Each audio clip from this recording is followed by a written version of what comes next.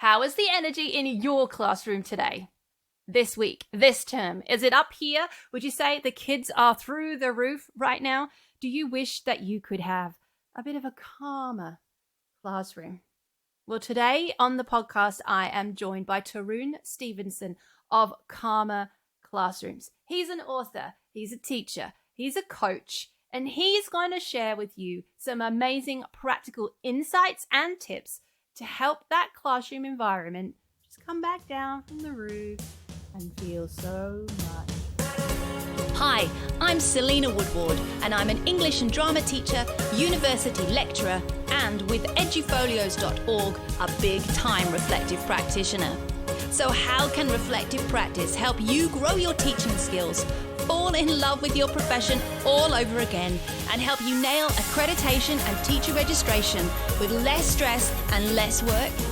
Well, this is the Reflective Teacher Podcast. Welcome to the Reflective Teacher Podcast. As always, I am your host, Selena Woodward, and today you will notice I am not alone. Today, I am joined by Tarun, who joins us from Calmer Classrooms. Now, I asked Tarun to come and talk to us about all the work that he is doing right now because we seem to be on the same wavelength around behavior management. And I know that managing behavior, if that's really the right way to discuss it, we'll probably get into that as well, is something that is commonly asked, especially for early career teachers, especially right now because the world is in chaos. Our kids are tired, confused, disorientated, and so are we. So there's all sorts going on in our classrooms right now. So I'm going to ask Tarun to just introduce himself. Let us know a little bit about you and how did you come to go from teacher to founder of Calmer Classrooms? Hey, Selena, thank you so much for having me on. Hey. It's so lovely to be here and talk with you today. As you mentioned, we've connected, when we had our original phone call just to discuss the viability of this conversation, I knew immediately that we were on the same wavelength about classroom management. So I'm really looking forward to sharing this with you today. So a little bit of background from me. I am a registered teacher. I'm no longer in the classroom. When I first started teaching about 10, 15 years ago, depending on where you want to start my teaching career, I wasn't particularly focused on behavior management. I went through university with a focus on gifted learning. So that was my passion. I wanted to engage kids that were probably on the margins as far as their academic work and how they were being engaged in the class. I was hired for a role that was advertised as teacher of the gifted class. And so this particular school, they had a program for gifted children. They really emphasized that. And so it seemed like the perfect fit for me. And then I got my first class list. It was a year 4 class. It was 27 kids. And there was probably, in my estimation, about 2 kids that you would consider gifted. But then there was about 7 kids that were really, really high behavior needs. So just to give you a bit of a picture, I had a autistic boy he was quite bright, but if you've ever worked with autistic kids, you know that they can get pretty distressed when the routine is a little bit chaotic. And I can tell you my first class was very chaotic. So his mode of operating was he would run out of the classroom every time something wasn't to his liking, and I foolishly chased him every time. I had Yay! exactly. He won. And now Yes. there's your first tip for any beginning teachers. Don't chase runners. They always come back, but nobody told me that at the time. And I had 2 sisters. They were 2 of a triplet, and they were both intellectually impaired. Wow. They were aware enough of what was going on in the class that they didn't quite fit in. They couldn't keep up the way the other kids were. And so they would regularly throw what I would call a toddler tantrum. They would stomp around the room, screaming, throwing things, breaking stuff, refusing to work. Had a hearing impaired boy who was very frustrated because of his impairment, and so he would frequently push desks over, push other kids over. Had an ADHD boy who couldn't sit still to save his life. Had an ODD boy whose only response to everything was no, and you can't make me. And then there was Justin. Justin was this little guy that was just the angriest kid I've ever met. He was just, it didn't matter what day of the week it was, he came back from lunch looking to punch on with somebody. And to add to his frustration, he couldn't read. He couldn't even read at a prep level. And so he was a seriously frustrated little boy. And so he regularly threw chairs, swore at us, screamed in the middle of class. And, it was a pretty distressing kind of environment. It got so bad. I had a parade of AVTs in Queensland. They're like the regional specialists that come through to give you advice. And I would constantly had people assessing my teaching practice and giving me lists of things I should do better. And it got so bad that my deputy principal put a seat in the back of my classroom and sat there from 1 o'clock till the end of the day, because he knew I was going to call him, and it was such a long walk from the office. He couldn't be bothered coming down multiple times. So he would just sit there. And I got to the end of 6 months. I was absolutely tearing my hair out. I was trying everything I thought I knew about behaviour management, everything everyone was advising me to do, I was trying it, but I was drowning. And I sat down with my principal, and she said, Tarun, on paper you look like a great teacher, but in practice I don't think you're cut out for this. You might like to look for another career. So that was my God. I'm so sorry. What? Right. That was my introduction to teaching. I was as far as I was concerned, and a few people around me were concerned, I was an abject failure. I couldn't manage my class. I spent 80% of my time just trying to keep things calm enough to get through a lesson plan. And, I was stressed out to ridiculous amounts. And I was actually contemplating quitting teaching, and I had a mentor teacher who became a good friend of mine. And he said, look, you might need to try a different environment. Don't give up on teaching yet, because teaching takes time to get to master. And he said, maybe you just need to find an environment that's going to give you a chance to develop. And so I did that. I left that particular school, and I went into relief teaching for about 18 months. And what my focus was, I just wanted to figure out, how could I manage a class for 5 hours without killing somebody, or without, having to or them killing each other. Yeah. And so I was just reading books, watching videos, going to every PD I could, and practicing in what would probably be considered some of the hardest schools in Brisbane. I was at the time living in the western suburbs of Brisbane, and so most of my work came from a city called Ipswich, and then in the south of Brisbane, a city called Logan, and they're both notorious for high behaviour needs, low socioeconomic challenges. And so it was a really good environment to develop robust behaviour management strategies. And so that's what I did for 18 months. I just focused on getting my skills, building my skills in that department. After about 18 months, I got contacted by a school who offered me a contract, and they wanted to hire me as the library teacher, which I thought, that's got to be like the best gig in the whole world. And so I took the job, but then when I arrived at the school, the principal called me into her office, and she said, I've got a confession to make. I've actually hired you to manage our difficult Year 6 and 7 boys. We didn't have a budget for a behaviour teacher, so we hired you as the library teacher. Here's this cohort of really challenging kids. And I said, what makes you think I can do this? It's just, I was completely dumbfounded that she would even consider me for the role. And she said, I've just been watching you as a relief teacher, and I've watched how you manage the class, and I think you've actually got the skills that would benefit these kids. And so that was kind of my introduction to behaviour as a role. I sort of... I got thrust into something unbeknownst to me, but I discovered that after 18 months of practicing, I had actually developed a skill set that was helping me profoundly. And then other teachers started to ask me for help with the same group of boys that I had been working with, and so they're saying, what can we do in this situation? So I kind of became this surrogate mentor for behaviour management. Still nothing official, it was just ad hoc. But that kind of lit a fire in me to want to, one, help kids succeed in the class, especially the kids that are labelled the naughty kids, and also help teachers to find better strategies, because it was such a demoralising experience for me when I first started teaching. And I thought, if that's how I feel, how must so many other teachers feel? And so I started to look for opportunities to work in behaviour management. That led me to actual specific roles as a behaviour advisory teacher. And I actually ended my school work in a school in Logan, a high school in Logan, where I was a behaviour advisory teacher, and I would work specifically with pointy end kids and advise their teachers on how to reintegrate them into the classroom. And so that kind of led me to this training role, if you like. And while I was at that school, the principal started getting me to put on workshops and PDs for his staff.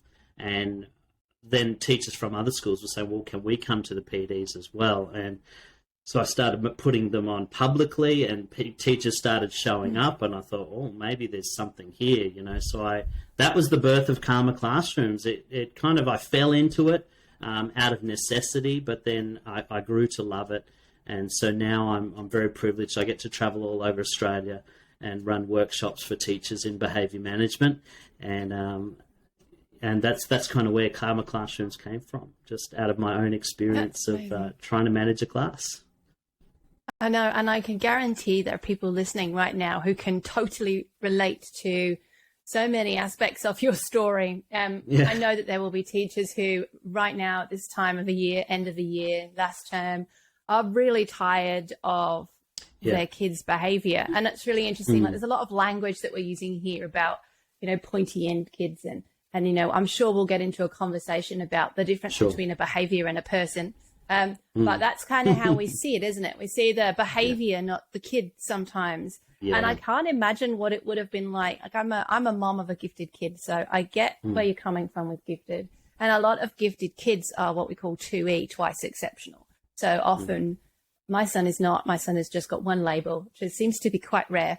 But, you know, a lot of gifted kids will also be dyslexic, autistic, have ADHD. You know, there will always be a little friend in the brain. Neurodiverse basically is the label that works well, you know, and those are challenges that are difficult but are really very common. Neurodiversity is everywhere now. It's an evolution. I'm quite sure the brains are evolving in different directions, and each of those neurodiversities have amazing superpowers.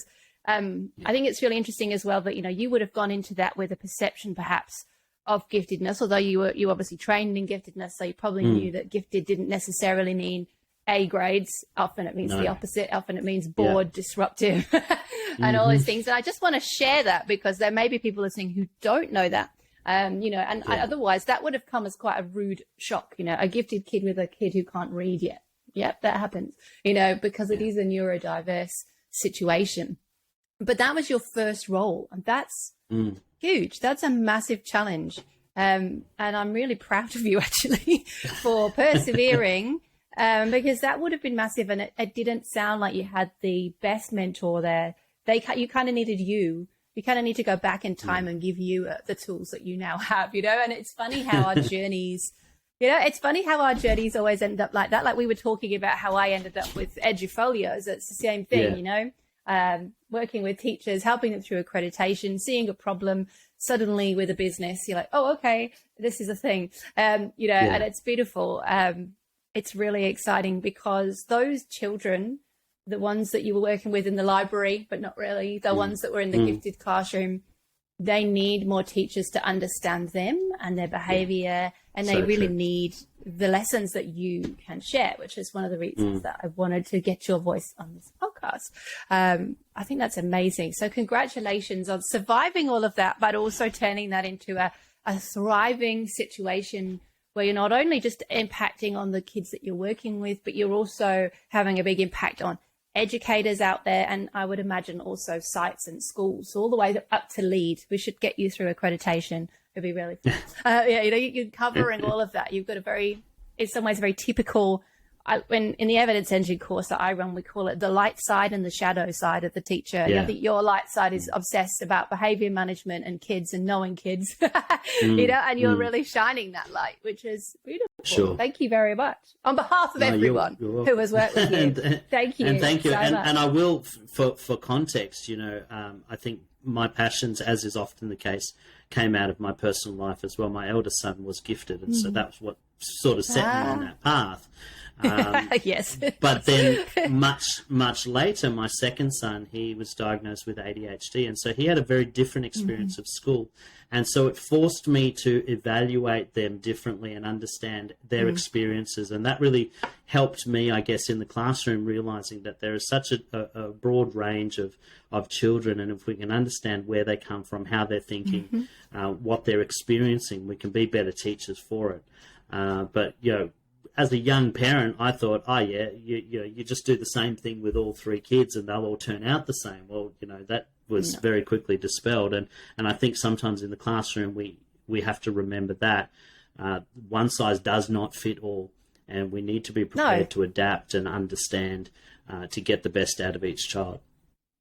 I think for me, it's I learned in my 20s about the world map. Everybody has a world map. We all have the stories and the realities that we tell ourselves, but everybody has their world map. Everyone sees the world differently. And that's the same for kids. And when your brain is wired differently, so you think differently, you see the world differently, you know, like asking a kid with ADHD to sit still and look at you and sit up is torture. There's no way they can concentrate on you. It's going to take all their energy to sit still and follow your rules. They're going to learn nothing, you know, and being okay with that and being able to manage that for them. It's basically what you want to be able to do is help them manage the fact that they need to move, and you need to be okay with that, you know. It's true. Amazing. And it's so beautiful. It's a really cool thing, because I know when I started teaching millions of years ago, I was really worried I'd get bored really quickly, because I was an English teacher and I just figured I'd teach the same Shakespeare, the same novel over and over again. And after a few years, I'd be like, yeah, I'm done. I'm going to go work. I wanted to work at the Royal Shakespeare Company in Stratford. I've screwed that because I live in Australia now, so that's definitely not going to happen. But, you know, like I quickly learned, a little like yourself, that the fun part of teaching for me is the kids and the puzzles that they present and the way they rock up and the way they show up and trying to work out who they are and what they need to succeed. That's very rhyming. So that leads me to my first question. You know, I've kind of hinted around this word of behavior. You know, we've got behavior management, behavior strategies, but for you, what is behavior? You know, I'm thinking of standard 1.1 here, you know, social developmental milestones. Does it connect to that, the intellectual characteristics, as we talked about with giftedness or ADHD or dyslexia, the social characteristics of students? You know, what is behavior? Let's start there, because I think that's really important. Yeah, I think that's a great question, because words conjure meaning in people's minds, whether they're meant to or not. And I think with teaching, behaviour immediately conjures up negative behaviour or negative action in the classroom. I think at the most basic level, behaviour is positive or negative, is an action or a response that's designed to communicate something with another person. Behavior in and of itself is not really the point. It's what's behind it that's really the point. What are they trying to communicate? What are they trying to assess? You know, we've got a new grandbaby in the house. My daughter's just had a baby, and you know, babies learn very quickly how to manipulate adults. They figure out that if I cry, I'll get fed. You know, now they don't think in those terms. They feel pain in my belly makes me cry. Then they relate the crying to the result, which is I got fed. Now, as a baby, that's a communication tool. I'm hungry, but they don't know how to say that. And as we grow, we learn these strategies of getting other people's attention or acquiring different responses or different results for the things that we need as human beings. And so behavior, whether it's positive or negative, is really just a series of habits that we develop over time that will help us to get the things that we need to survive in life. Some kids don't grow up in environments where they're taught the positive modes of interacting with other human beings, and so their communication comes out as negative behavior. But that doesn't mean that that's the only way to see behavior. Behavior is, you know, it's a spectrum.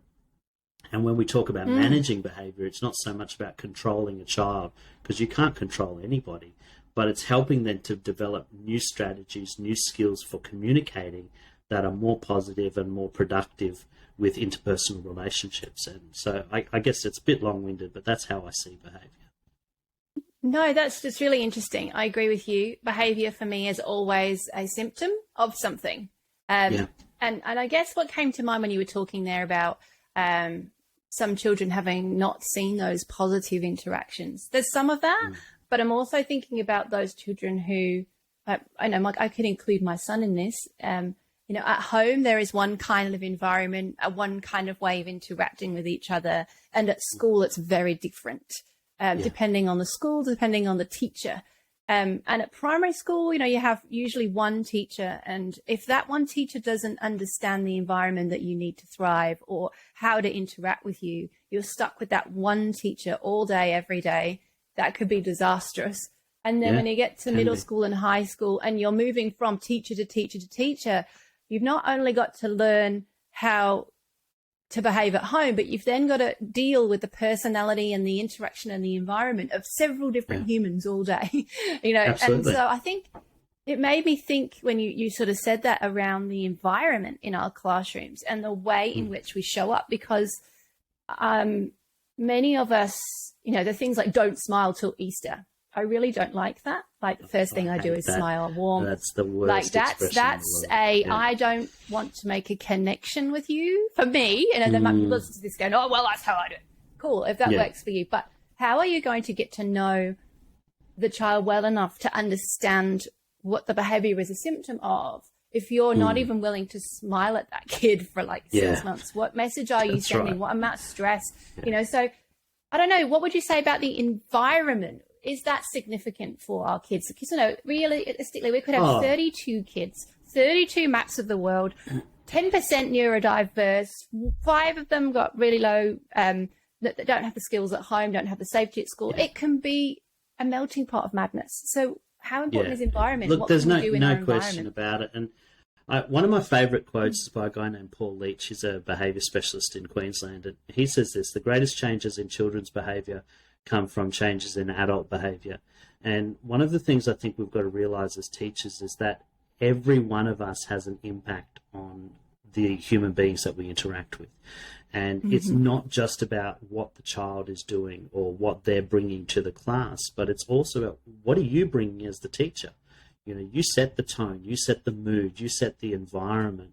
Are you setting them, like you use the expression, don't smile till Easter. I get the sentiment. The sentiment is, you know, set up the structure, don't be, you know, focusing too much on fun, make sure there's expectations. But like you say, if you can't connect with the child from day one, then you're going to fight a losing battle, because they're going to perceive you as that distant, disconnected, disengaged teacher, and they will just reflect back to you what you give to them. Children are mirrors. They just give adults what they've been given. And so I think you're spot on there. It's like creating environments where children feel safe, where they feel loved, where they feel accepted despite the environment they may have come from, despite their own insecurities or their own perceptions of themselves. If they come into a room where they know that that's their safe place, you know, you're going to see profound changes even before you start going through specific strategies. And I mean, one of the things that I found very curious early on in my career, and I think every teacher can relate to this, is the so-called difficult children, they never take a day off school. They're never sick. They turn up early. They're there on pupil-free days. Why? Because for them, school is a safe place, because usually they're coming from home environments that are so disconnected and, you know, discombobulated that they need to be in an environment that's consistent and safe and loving. And so, you know, even the kids that you find most difficult to deal with, they're showing up every day because of the environment that you create. And if you can create an environment which builds them up, which makes them feel like they can conquer the world, that they can be their best, it doesn't really matter what they're bringing to school. You've got, in many cases, leave it at the door. As teachers, well, as teachers, we actually have more time with children than the parents do.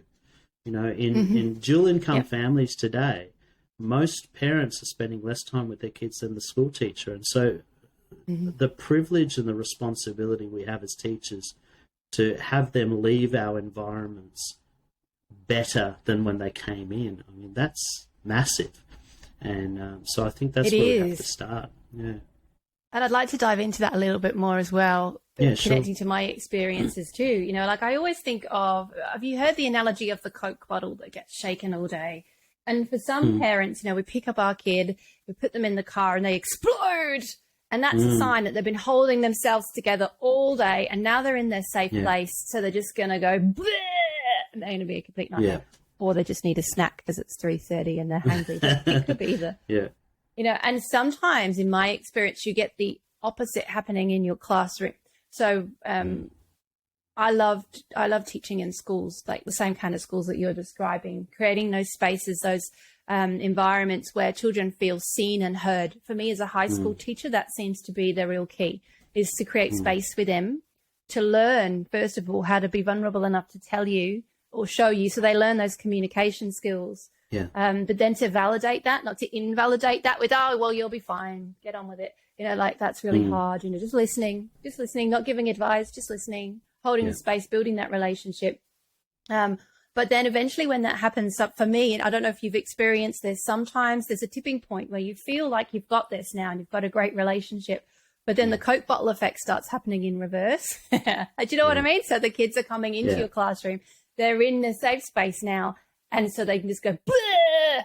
So there would be some kids who I just know this would be a pattern, and I just know that at this period on this day, if they were in my classroom, it was inevitable that they would need to leave the room and stand in the corridor for a few minutes and bubble for a second. And I'd need to go and talk to them and then invite them back in once the pressure was out, you know? It's really complicated. Do you relate to that? Has that happened to you as well? Look, 100%. I'm so glad you said that, because I've been sort of saying this for years, that when a child explodes, it's seldom ever personal. It's not about you, the teacher. It's about what's going on in their world, in their brain, in their heart, in their emotions. And like you say, sometimes they have to keep themselves together because of the environment they're in. So like our second son, one of the things that we found really difficult when he became a teenager and all those hormones are bubbling away and, you know, ADHD, and he was really good at school. He wasn't a kid that got into trouble, but he found it so hard to manage himself. The minute he got in the car, he would just lose it. And when it first started happening, we were just like, what the heck is going on here? Because his eldest brother was never like that. And we're like, you know, why are you being like this? And we were, as parents, we were taking it personally, these attacks, you know, until I was able to step back and say, no, hang on a second. He spent all day keeping it together because in the classroom, he doesn't feel safe.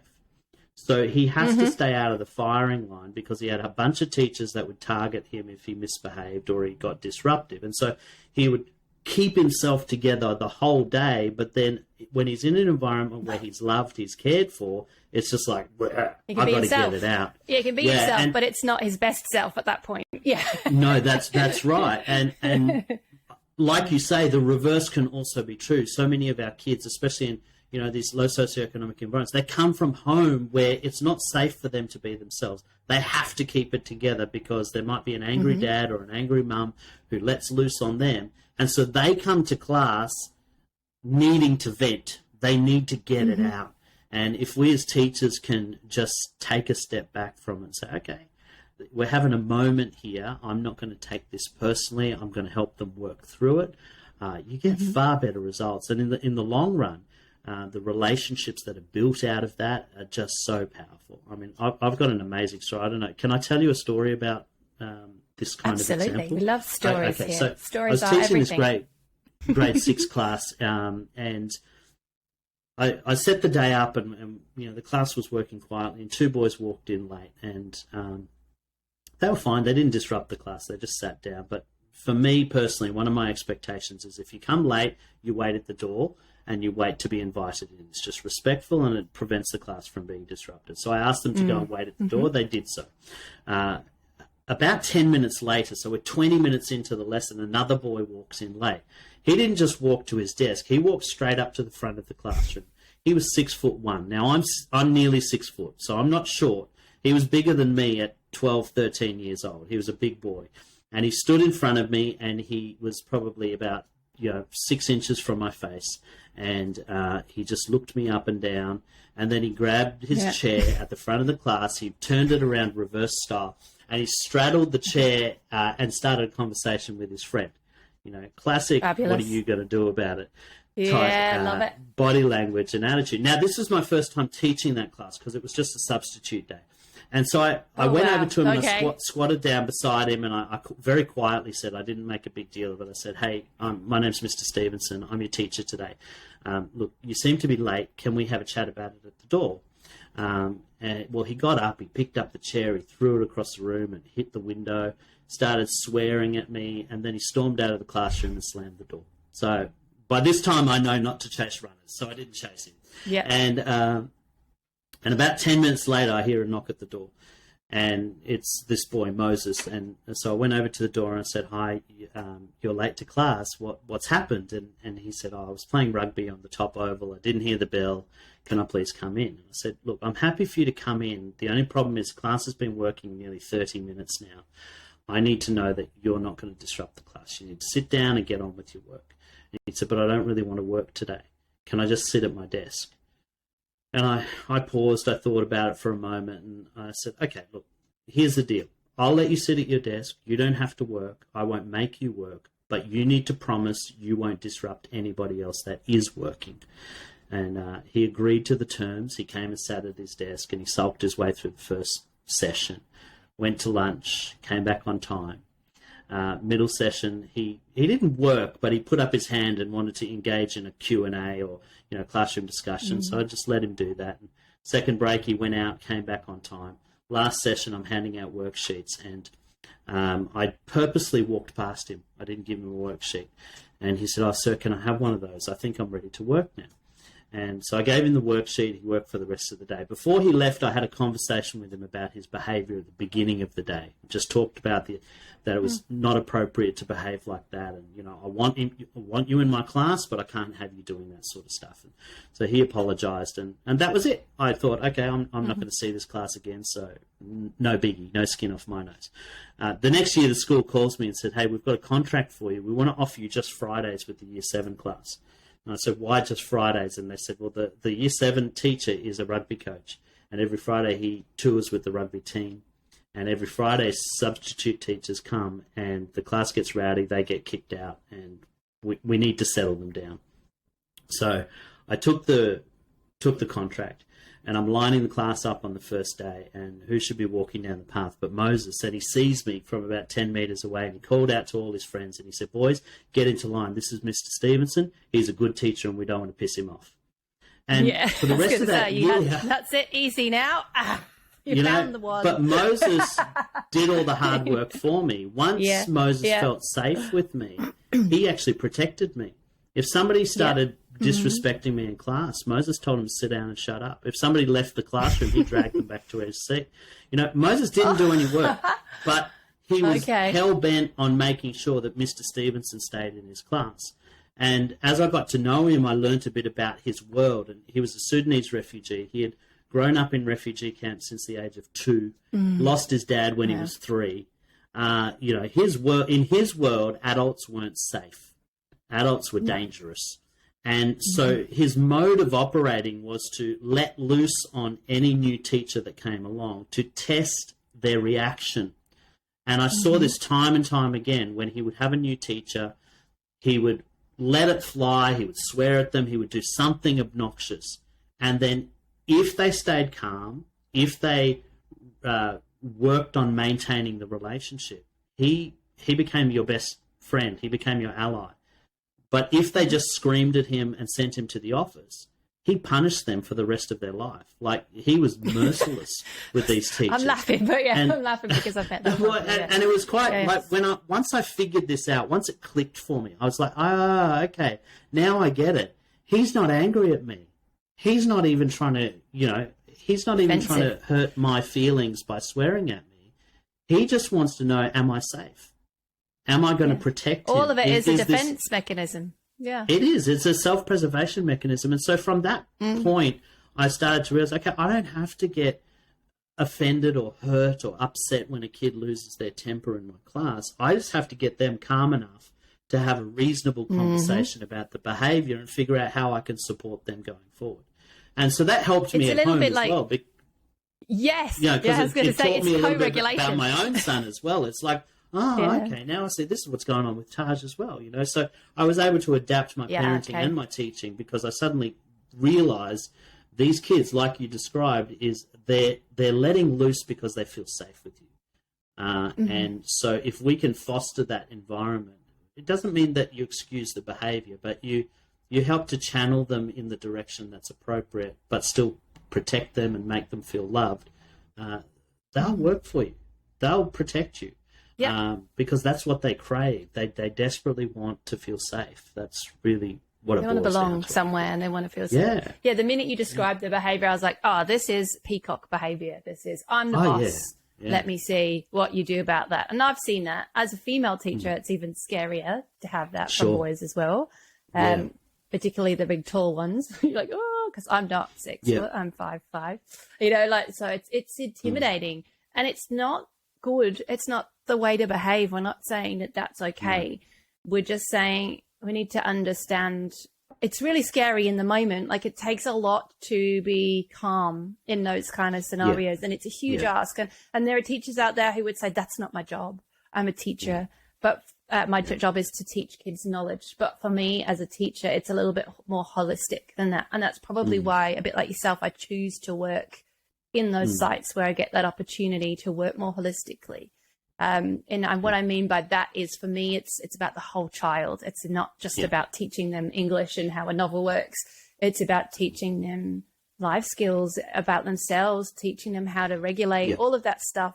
It has to happen somewhere. And like you say, parents are spending less and less time working on that. And hopefully, you know, in some of those schools, you have counselors and things like that. And you have to work with them and say, look, I'm seeing this pattern. Something must be happening on a Thursday because Fridays are really bad. You know, like, it can be as simple as that. Absolutely. It's really interesting. It's the science of people, basically. It's psychology in a way, but not really. I mean, I'm not a psychologist, but it's observation, it's connection, and it's real patience. I've had some really crazy moments too, you know, and it's all, and the more you spend time in those environments, the more you recognize it. Okay, so this is you doing this, I think. Let's see what happens. And you're right, the more you shout back, and it's the same with kids at home. Like, if they're angry and you shout, you're just going to escalate and escalate and escalate. You will. And you'll never get anything done, and you'll all be stressed. And the rest of the class will be like, oh God, not this again. And nobody wants to come into your classroom then, least of all you, you know. And if you can learn not to take it personally, and if you need support, get support. Absolutely. If it helps to have senior management stand outside and just observe and take notes, whatever it needs to be. I mean, the other thing I used to do a lot is eventually, if you work in one school long enough, you get to know the families. So there would be, and I used to teach in Birmingham in the UK, if anyone here is upon listening, and there were certain family names that you'd be like, oh God. But there was always a matriarch. It was always the matriarch. Sometimes it was Nan, sometimes it was an auntie. And once I worked out who the badass matriarch was in the family, all I had to do was call them. You know, and then it becomes building relationships with the community and the family. It's not your mom that's going to bother you here. It's Nan, you know, and that also used to involve Nan coming. I remember catching one Nan coming to the school fence to give her grandson cigarettes through the fence. And I had to have a conversation about how that wasn't allowed at school. And she was like, but he smokes and he needs them. I'm like, well, we're going to need to come up with a plan, because one, he's 13 and that's illegal. And two, this is school, you know, so it's a beautiful thing, because then you become an advocate for the community and the family. And I just love that connection. And that all stems from, I don't like the term behavior management, because we're not managing a behavior. For me, it's more about relational leadership, really. That's how I see it. It's about relationships. Yeah, it is. It's the standards talk about challenging behavior. And at Proficient, the language in the standard is establish and negotiate clear expectations with fairness and respect. And as much as I think that's great, I think it leans into that, for me, quite old-fashioned view of, if I lay down the law, you will obey. And if you don't obey, that's on you as a kid, with a full stop. And I don't need to take any responsibility for exploring what's going on for you. So if my expectation, for example, is when we're sitting on the rug in primary school, you will sit still with nice hands and you have ADHD, I need to take responsibility for the fact that I'm actually torturing you. And that's not going to happen. And then my expectations need to be changed. I can't just stand there in that proficient standing going, well, I told you what my expectations are. Yeah. It's a relational thing. Would you agree with that? Yeah, no, I know exactly what you're saying. What I like to say is that you set your boundary, but then you understand that not everybody's going to be able to hit it. And so you modify your response depending on the student. And I think one of the things that some teachers get caught in is they don't want to come across as old school laying down the law, so then they give no expectation at all.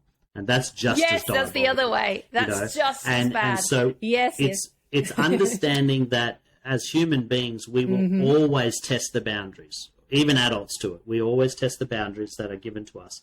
But at the same time, we need to know what the boundaries are. And so it's this, it's a tension. You have to sort of pull back and forth between the boundary and the person, and understand that the boundary is flexible depending on the person. But you need to start with that. There needs to be a line in the sand, and then you bring the support in as depending on the child and what they need in that moment. So, yeah. And if I could say just one more thing, just if we can backtrack the conversation a little bit about kids that get aggressive, especially with female teachers. You know, I want to acknowledge that when a female teacher is confronted by especially an aggressive boy who's twice their size, you know, maybe in high school, it's very intimidating. And I understand that, you know, for a teacher, a female teacher, that can make them feel very unsafe. And a couple of things that I would say, and this is what I talk about in my workshops a lot, is first of all, don't try and be a guy. I know that sounds funny, but what I see a lot of female teachers do is they try and do the whole shout over the top of the alpha boy, you know, try and dominate him. Boys don't respond to females in the same way. They respond to females as matriarchs. Matriarchs operate differently. They have relationship that brings together firm boundaries. So you can say very clearly to a boy, stop, that is not appropriate. You don't have to take it. You don't have to let them be abusive, but don't be abusive back. And that's what I see the mistake a lot of female teachers make, is they try and shout over the top of the boy, thinking that that's what the situation needs, but in actual fact, that will make them escalate more. So it's finding that place between you must put in boundaries. That behavior is not appropriate, but don't do it at the expense of the relationship. You know, look for that that matriarch relationship, that mother relationship, if you like, which is nurturing but firm, doesn't tolerate nonsense, but still shows love and care in the same thing, if that makes sense. And I mean, I guess it's what we were saying about boundaries. You know, you have to have firm boundaries, but understand the person involved as well, and find that balance. Absolutely. Too. I think for me, in my experience, the boundaries are very, very important, and consistency. What happens if you push the boundary is very important. Yes, that will change depending on who I'm teaching, who I've got in my classroom. I remember once at one site, I had a very small group of girls who were really not interested in English GCSE in England. I only had 5 of them. So I could talk to them really relaxed. It was a very relaxed classroom, blah, blah, blah, blah. Yeah, man, whatever. You know, like not quite like that, but that would have been a bit tragic. But it was like that, very relaxed. But, you know, if you compared that to my 32 year 9 kids, that was a very different way of being with them. You know, it's kind of like the relationship was key, because I needed to get those girls to believe in themselves. And to do that, I had to connect with them in a different way. It was very different. And I remember at one point I was given an extra 5 girls to join that class, and that changed the way I was. And these other girls were like, what's happened to you? You're really inauthentic now. And I'm like, no, we just have to invite these other girls in. We've got to, you know, it was really interesting learning opportunity for me. because I had to change the way I was behaving in order to manage these new personalities. And that made me look disingenuous to the original cohort. It was really interesting. So, like it's not easy at all. And I think the other thing that I used to do with the boundaries is make space for the conversation. I loved what you said about with the story with Moses. You didn't just let him leave, even though you thought you were never going to see him again. You made time to reflect with him on the behavior, on what that meant for you, what the consequences were for you, for him, and to sort of suggest some things moving forward. And I think often we forget to do that in the busy rush of the day. And so, if you've had a really crap lesson with year 9, period 5, I always pick year 8 and year 9 because that's when all the hormones are nuts.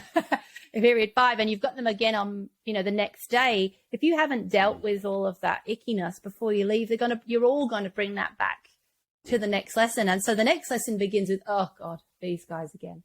It's not even, and we've all done it. But, making sure that there's time to resolve what needs to be resolved is really, really important, especially in those schools that we're describing. And it can be really hard, and it often is your time. It's after school, it's break time, particularly as a relief teacher, but it's really important. And that's what made the difference, I think, for Moses. You actually listened to him and you gave him the space and you didn't embarrass him, and you didn't play the game, basically.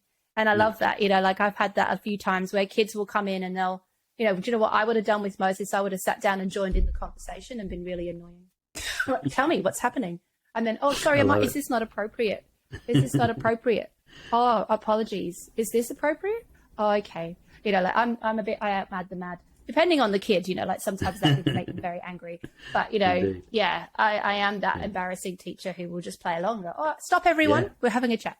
And that's a great strategy in and of itself. When you've got a child that is escalating, if you can disarm them with doing something that they don't expect, making a joke, not of them, but just making light of the situation. Never at their expense. Yeah, but, if you can respond in a way that is unexpected, it will very often just snap them back to reality and get them thinking about what they're doing, which is sometimes really, that kid is stuck in a pattern, like he expected you to behave in a particular way. He put all the stops out and he was waiting for you to come and get him and give him all your attention, and then he could challenge you and make sure that everyone else was safe, or whatever.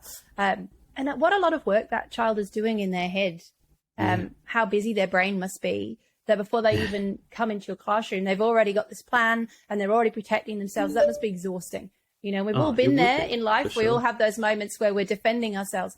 But, we could work with that and work out how for him to rock up and not do that. Eventually, the energy he's spending on protecting himself can go into learning and teaching, or just learning how to relate to you.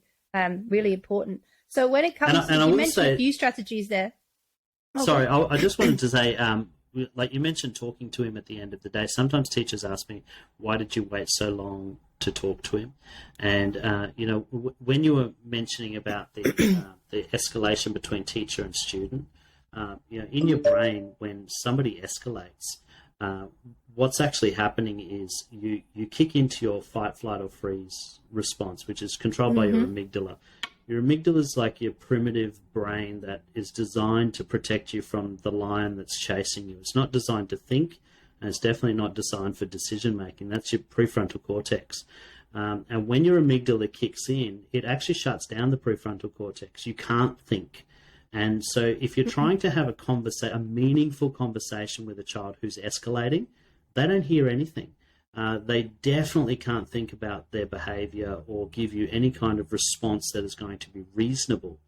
And the other danger is that our brains are designed to match the emotional response of the person we're with. And so if a child kicks into their amygdala brain and we are not careful, we can kick into our amygdala brain too. We start escalating and our prefrontal cortex shuts down, and then we're making stupid decisions as teachers. And so I think, like, for me, a rule of thumb is whenever I find myself in an escalated situation, I just step back from it and say, okay, now is not the time to have that conversation. Now is the time to take a breath, calm everybody down. And I wait for the moment when I'm starting to get the signals from the student that they are willing to converse. when they're willing, then they'll actually hear what you have to say and be willing to respond appropriately. So, I think that's really important to remember. Don't try and fix everything in the moment. Sometimes it can wait, and it's okay to wait. Absolutely. And makes me think of I don't know if you've ever read the Red Monster book. Have you read that for primary school teachers? It's about a little boy who has a red monster in his belly, because that's where often little kids will feel anger coming from. And what happens is, as the red monster gets bigger, his ears shrink. And so you have to calm the red monster before his ears are big enough to be able to hear what you're saying. And that applies for husbands, wives, mums, dads, teachers, principals, everyone. We all have our red monster. I'll put the link to the book 100%. In the show notes, because it's a great way to explain that to little ones and to yourself. I always think, red monster's here. Can't negotiate. It's taking no prisoners. Absolutely. And I think the point that you made there about escalation, as humans, psychologically, we're built to co-regulate. One anxious human is designed to spark anxiety in everyone, so we run away from the bear or the lion. That's right. So if you allow yourself to co-regulate in line with the student who's up here, then absolutely all is lost. True. You kind of have to be the one that co-regulates the other way. Come towards the light. And sometimes that means stepping outside. And some of my kids would have to sit outside with a fidget toy for a couple of minutes and just let their brain go until they calm down. So I love that. It's really important. So, in this process, we talked a little bit about the matriarchs and the nuns and the granddads and the mums and the dads. We've got 7.3, which is relationships with parents and carers regarding children's well-being and learning. Would you connect behavior management into that? I mean, how important are relationships with mums and dads? And, some sites will do behavior management workshops with parents as well as kids. How much connection can you see between, 7.3 and 1.1 and, all those things about understanding kids and behavior management? One thing I would say to teachers, I'm going to say it from two different perspectives. I'm going to give you the teacher hat, and then I'm going to give you the parent hat. As a teacher, the parent feels like the school is against them, especially if they've got a difficult child. The only time they ever hear from the school is Johnny did the wrong thing today. Johnny's on detention. Johnny's being suspended. And so after a while, when they see that school phone number come up, they're just on the defense immediately. And so we have to, as teachers, convince parents that we're actually on their side. We want the best for their student. And I know every teacher does want the best for their student, but sometimes the parents don't know that. Sometimes parents have had a bad experience with school themselves, and they import that to their teacher-parent relationship. And so we've got to do the work at building the relationship. And I would say it has to start before there's something going wrong. The incidental conversations about, how was your weekend? What do you do? Getting to know what their interests are, what their hobbies are, and interacting with them on a personal level, because that builds trust. And when a parent trusts you as a teacher, then they're more willing to open up to you or work with you. But if they see you as the enemy, which is often the case nowadays, they're just going to work against you. They're going to reinforce their child's misbehavior and not really help to resolve anything for you. And so I think that relationship with parents is crucial. I had a lot of parents, especially when I was teaching in primary school, I had a lot of parents that would come to me for parenting advice. They were young parents. They didn't know how to get their kids to do homework or get their kids to turn off the Xbox. And so by having that relationship, so often after school, I'd have parents coming into my room wanting to talk to me, saying, hey, can I ask you about this? Or, he did this last night and I don't know what to do about it. What would you do about it as a parent? And it was a really powerful opportunity to make a difference, not only in the student's life, but in the parent's life. When you've got 20-year-olds and, young 30-year-olds that, they're parenting for the first time. It's scary. They don't know what's right and what's wrong. And if you as the teacher have got some ability to give them some skills, give them some advice, then that's a really powerful thing as a teacher. Now, from the parent's perspective, I would say as teachers, we've got to also be really careful to listen to parents, because they know their kids. And there's a lot we can learn from parents about how to manage children well. My son Taj, as I mentioned, he's ADHD and had anxiety. And when he got to high school, he really started to struggle at school and was starting to get disruptive, getting in trouble a lot. And I remember going to a parent-teacher interview, and this is when I was right ensconced in my behaviour management sort of, role. And so I'm listening to this teacher's complain to me about Taj's behaviour, and I'm talking to them saying, look, Taj is really relational. If you build relationship with him, he will love you and he will behave for you. That's his love language.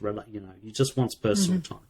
So just as a dad, can I just recommend that you focus on relationship, focus on positive reinforcement rather than negative correction. I had 6 teachers I talked to about the way they interacted with Taj. One teacher, who was probably the one that struggled with him the most, she sent home a postcard that week congratulating Taj on having a great lesson. He was jumping out of his skin. He was so over the moon that he had got one positive postcard from his teacher. That was the last positive reinforcement we got from any teacher. And at the end of the year, I sat down with my wife and we sat down with the same teachers. And it was the same thing again. Oh, Taj doesn't listen. Taj doesn't do it. So Taj misbehaving. Taj this. And I'm not making excuses for Taj's behaviour. It's more just a case of I was seeing a pattern of the teacher wasn't doing the work to connect with him. And we went through 6 teachers like this and came to his last teacher, and she was completely different. She said, oh, I love Taj. He's so amazing. And she was a new teacher. She had only just got in that term. She goes, oh, my gosh, we get along so well, and we just have so much fun together. And Taj had talked about her, saying, I really like this teacher. And my wife burst into tears, and she said, well, I didn't mean to make you cry. What's going on? And she said, no, I've just listened to 6 teachers tell me that my son is a disaster in the classroom. To hear you say he's a joy to teach, it just doesn't compute for me. And she said, I don't understand what you're saying because I've never experienced that with Taj. I've only seen his good side. I've only seen his beautiful nature. And the sad thing for us, I think, as parents was I've been trying to tell the teachers this for so long, and not to teach them how to suck eggs, but just saying, we know our son and we know his hard work, but there are things you can do to actually help him and to help yourself. But sadly, none of them took that advice. And look, in the end, we ended up moving his schools. But I say that to say this, the relationship between parent and teacher goes both ways. It's not just about you educating the parent. Let the parent educate you, because there's so much they know about their child that you don't see. And that can actually benefit you if you actually just take the time to build that relationship and listen to what's going on. Absolutely. And I used to do things like call mum and dad and say nice things on the phone. That doesn't take very long. And the first thing you get is, oh, God, what's he done now? And I'm like, well, so sorry to let you know, but he did some amazing work in English today. And they'd be like, what? Yeah. What now? What? Because if you can imagine being that kid who's already decided that teacher's written you off, and no matter what you do, you can't get anything right because the teacher's already decided there are ways to space. I'll share a personal story back, right? So I am probably a gifted kid too. Yeah, I am. I'm not diagnosed because it was the 80s, but I recognize my traits. I don't know if you've had that experience with your son too. And I started high school in the UK. I would have been in year 9, so 11, I think. High school started where I grew up. And are very important. The rules are very important to me. And we were all in assembly, our very first assembly. And behind me, there were some boys talking. Sign I was going to be a teacher, 101. I turned around and went, shh, and told these boys off. But what the teacher down the bottom, I'll call her Mrs. Blitzkrieg because that was her style. Run, boss, this is the first day and I need your authority. She saw me turning around and thought I was talking to these boys, right? So she shouts across the whole school theatre with like 1,000 kids in it, you there, girl, stand up. And I didn't think she was talking to me. I thought she was talking to the people behind me. So I'm now sat there with a smug look on my face going, yeah, that'll teach you. See, you broke the rules. Yeah. She went, what is that look on your face? Stand up. And I went, and then of course I made that mistake of what? Me? Which was instant insolence, but I'm just genuinely confused. yes, you, how dare you, get out of this theatre. And she sent me out of the theatre. I'm really confused. And I'm like, but I didn't do anything. And I'm doing all of that stuff all the way down the steps, out of the theatre in front of everyone. This is my first day in high school. I know nobody. I've come from a different feeder school. I'm absolutely mortified. But I was still like social justice gifted brain. Like, well, obviously once we sort this out, it will be fine. But what happened was in the staff room that day, this teacher told every teacher to watch out for me. I was clearly a troublemaker. And every new classroom I entered, I was sat at the front by the teacher by myself. And I was treated like a kid to watch out for. I had this label. Wow. And all I'd done is been a gifted busybody, a Hermione Granger, and turned and told these boys to shut up. And this teacher had seen something entirely different. And I ended up having to get my mum to come into school and say, what are you doing? Because that's how they all started their relationship with me. Not out of curiosity about what had happened there, but just using me as an example, and then all making a judgment based on this one teacher's story that she told herself that wasn't actually the truth, you know. So I've experienced that, and I'm a really good academic, well-behaved kid who loves to follow the rules, but I wasn't even given the opportunity to do that because I decided to tell a kid off behind me for not following the rules. You know, the irony, you know, so I've been there. I've been wrongly accused, and I could easily have just gone, all right, then sure, I'll be an ass and I'll make your life hell. But luckily for those teachers, my social justice alarms were ringing, and I couldn't do that. I needed them to love me because I'm also a type 2 Enneagram. I needed them all to love me, so I couldn't cope with that. You know, so, and that's such a dangerous position that teachers need to be so careful of. Figuring out what's actually going on before they react. I've seen that so many times with my own kids and with students, you know, teachers that I've worked with, where they will assume they know what's going on. When in actual fact they've read the situation completely inappropriately, and you know they'll jump on this kid and they'll make an enemy for life, and it's just so unnecessary. If we just take a moment to find out what's going on, talk to them, just ask them, okay, you know, you're talking, why Relational. are you talking? Oh, you were trying to help your neighbor. Okay, I understand what's going on, but let's think about how we can do that without disrupting everyone. Exactly.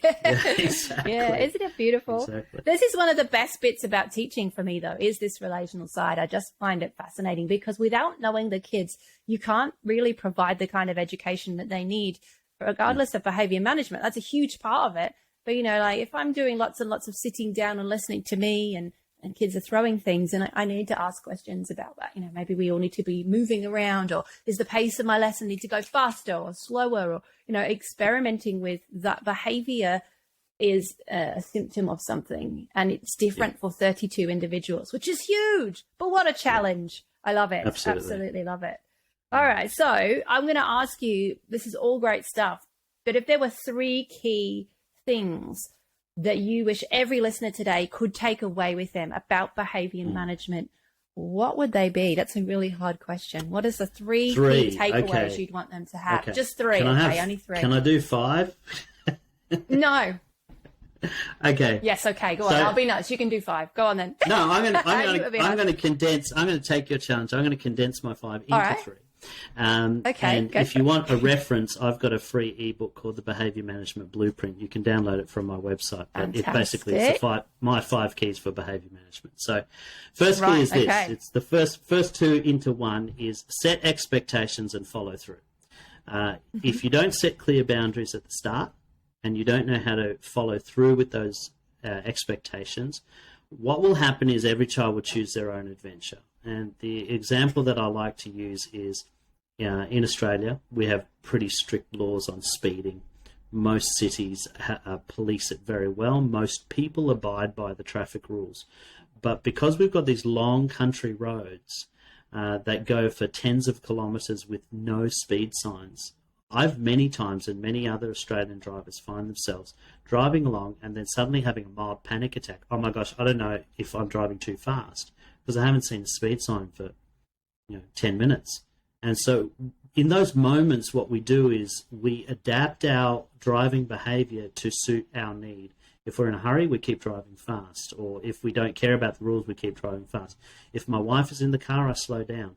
And so we adapt our behaviour according to what we need. And that's kind of what happens in classrooms is if we don't set clear boundaries, kids will have these moments where they're like, oh, I don't know what I'm meant to do in this situation. Okay, I'll choose my own adventure. I'll figure out what works for me. Some kids, they'll put the pedal to the metal and they'll go as fast as they can. Some kids will pull back because they want the teacher to approve of them, and so they'll behave. But what we're actually doing is we're setting ourselves up for difficulty, because without clear boundaries, we've got 6 different kids doing 6 different things, and it creates chaos, it creates anxiety in the child, and it's just a mess. So first thing is set expectations and follow through on those expectations. And the second thing I would say that you need to do is take the time to understand the function of behavior. We talked about this at the beginning of our conversations, that behavior is a communication tool. There's always a point to the behavior, but you've got to figure out what the point is. And so you need to just delve a little bit beneath the surface. When the child is calling out and you're telling, like Noah's calling out, and you say, Noah, stop calling out. His motivation may be because he wants teacher's attention. Every time you stop teaching and tell him to be quiet, you're giving him exactly what he wants. So instead of correcting behavior, you're actually reinforcing it. If he wants quality time with you, and he's figured out that if he's disruptive in the class, he gets detention, guess what? That's a reward. Every lunchtime with the teacher, one-on-one, that's amazing. I love that. So he's always in detention. So what we've got to do is, okay, if he's looking for attention, how can I give it to him in a way that reinforces positive behavior? Something as simple as parallel acknowledgement. Instead of responding to Noah's negative behavior, hey, Stacey, thank you so much for putting up your hand. What would you like to say? As soon as Noah hears that, he's putting up his hand because he wants the attention. And then once he's done the right thing, you can go back to Noah and say, thank you, Noah, for putting up your hand. What would you like to say? And so you're redirecting, if you like. I don't like to say changing, but you're redirecting behavior towards what you desire by understanding the motivation behind it and giving him an opportunity to respond differently to the circumstance.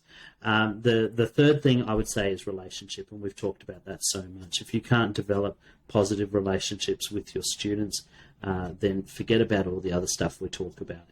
That really is behavior 101, is get to know them as people. I know this is hard to believe sometimes, but kids don't care about the things that you care about. They don't care that you spent 6 hours on your PowerPoint presentation. For most boys, they care about when's lunch and how quickly can they get home and get on their Xbox. It's the things they care about are so different. And so if we take an interest in their world and what they care about, what we'll find is they start taking an interest in us and what we care about. And so, building that relationship is so critical. Now, I've left one key out because I was trying to condense it to 3. And if you want to find out what that is, you'll have to go and download Behavior Management Blueprint from my website. Oh, what? Tenuous links to... Oh, well, we're going to have to put the show notes. We'll have those links underneath. And if you're watching this on YouTube, they'll be in the description below this video as well. Wow, there's some really good, deep stuff in there. I totally agree with you 100%. And I will link to some other podcast episodes that kind of connect to some of these ideas as well. There was a really interesting one. I will send it to you as well, which was based on some research in the UK that was done about parent relationships and behavior management. You would probably really enjoy that one. I'll send that one to you as well. You'll be like, ooh. You're always like a bit of a research. Well, I do. Absolutely. I'm a bit of a nerd like that. You may have guessed. Thank you so much for sharing your wisdom and your time. Oh, my pleasure. Thank you. You've also got a book that we can purchase from your website as well, which is, I'm assuming, the longer, more detailed version. Have you got it there? Wave it at us. Look at that. Behavior Management Essentials. Behavior Management Essentials. So that's it's like the expanded version of the blueprint. It takes into the account the 5 principles that I've talked about, and then breaks them down into practical strategies for teachers. Amazing. Lots of stories, very easy to read, and you can grab that with the link in the show notes.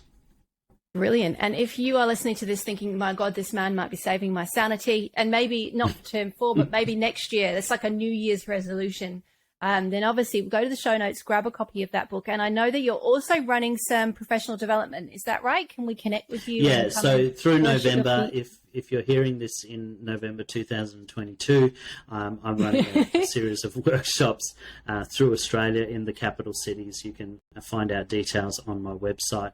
I also have online versions of my workshops, so you can actually they're 4 and 5 hour long courses that we go right in depth on different techniques you can use and how you can apply it to the classroom. One of my passions is helping boys engage, and so I've got a series of workshops and resources specifically around boys and how they engage differently in the classroom and what we can do as teachers to support them. There's also some leadership workshops in there as well. So if you'd like to check that out. I was going to say, all those of you who are listening thinking, I'm doing HA, I need to run some PD on behaviour management or expectations or standard one, then maybe we need to connect here. Do this PD, reflect on it, and then start working to roll that out across your site all the way up to lead. Amazing. Yeah. Thank you so much for your time. It's been a really cool conversation. Selena, absolute pleasure. Thank you for having me.